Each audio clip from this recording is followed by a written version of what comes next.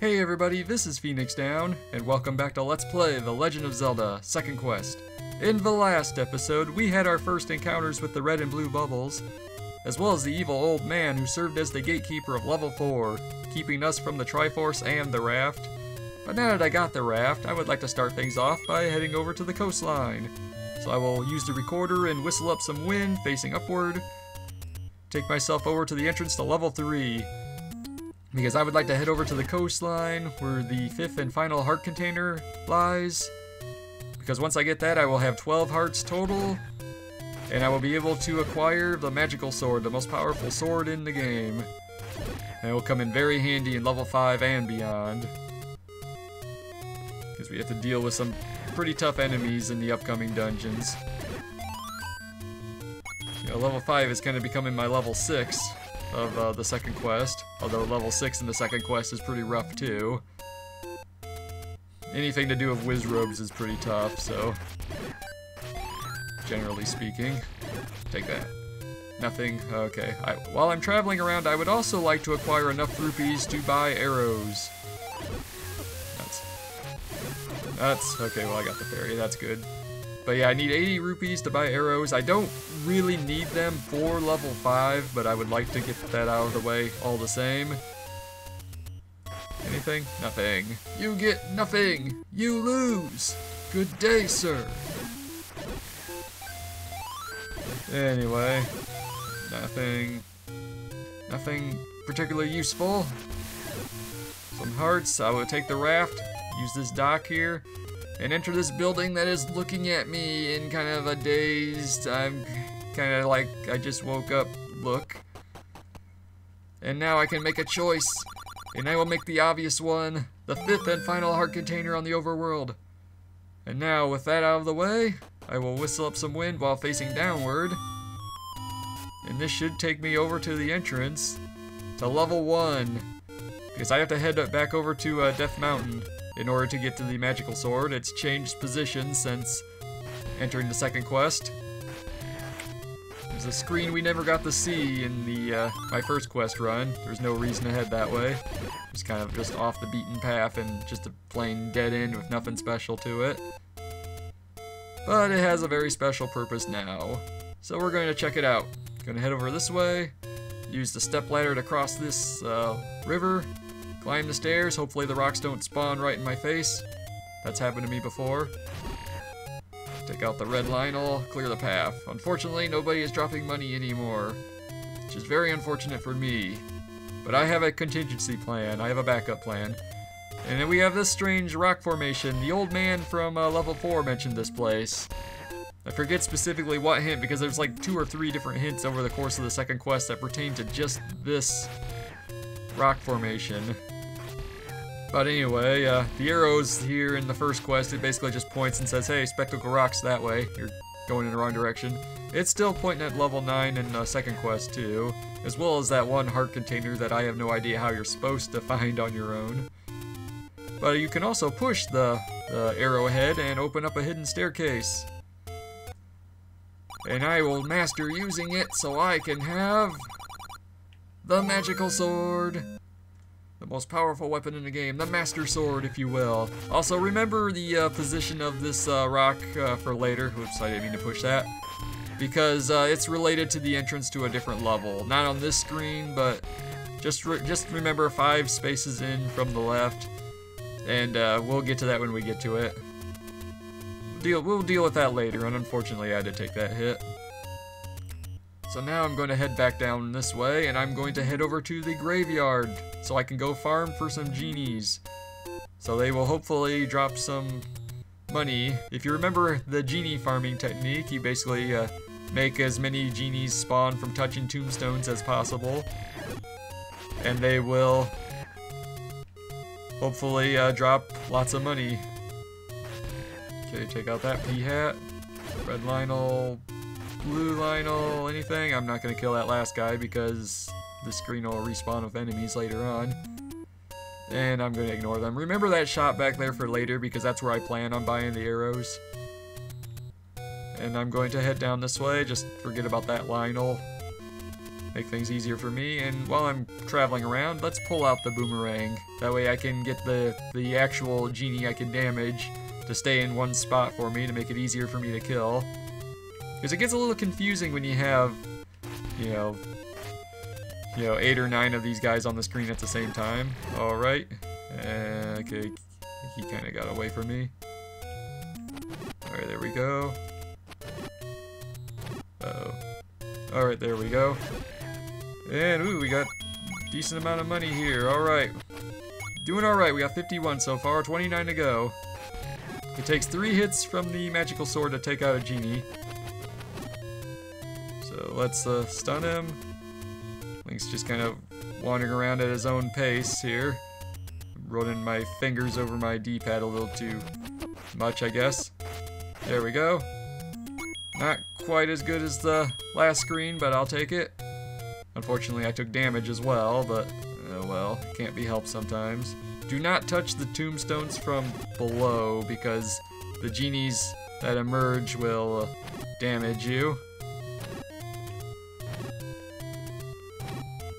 That's just like that. Oh crap. Get that clock. I need that clock. There we go. Alright, we got 72 rupees. Not bad, not bad. I'm not overly concerned about taking damage, by the way, so. So we'll just continue to spawn these guys. Oh, nuts. He's getting away. Come back here. Take that. Alright, here we go. Alright, we're good. Okay, let's head on over this way then. Let's head over to that shop. Buy our arrows, and then we can warp on over to either the entrance to level 1 or level 3, the old level 3 from First Quest. That'll make things a little easier for me. Just dodge the line all the way. I don't care about you. Don't want to touch the Armo statues either. So now I just have to wait for the P-hats to clear a path, thank you. And I will buy something. That's right, I'll buy something. I'll buy the arrows. Unfortunately, I do not have a bow to use the arrows, but you can probably guess why I want to buy the arrows now. But anyway, wait, what am I doing? Getting ahead of myself. Let's face downwards and warp away. Whistle up the wind. Gone with the wind, and I am at the old entrance to level 5. Free healing. Face downward. Let's play the recorder again. Where will this take us this time? It's the old entrance to level 3. So let's take out the Tektite. Alright, gotcha. He didn't drop anything, unfortunately, but oh well. For the time being, I'm okay with rupees, but I will need money before I enter level 7.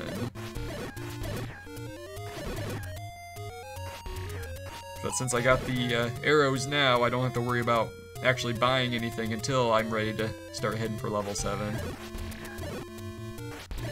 Because eventually I will have to get enemy bait, and we haven't seen the last of the evil old man gatekeeper guy. And there's 1 or 2 other things I will need rupees for down the road between 7 and 8. So we're not quite in the clear for what to do with money in this game yet, but we're getting closer. And now this Cyclops entrance is staring at me as well. Actually, he's just kind of rolling his eye back. I must have said something that he's just being sarcastic about. I don't know. But anyway, we're in level 5. I'm gonna start things off by getting the candle out because we have some dark rooms here. And we got statues shooting fireballs at us from the inside there. And I was really hoping I wouldn't take a hit this early. Oh no. I was really hoping I wouldn't take a hit this early.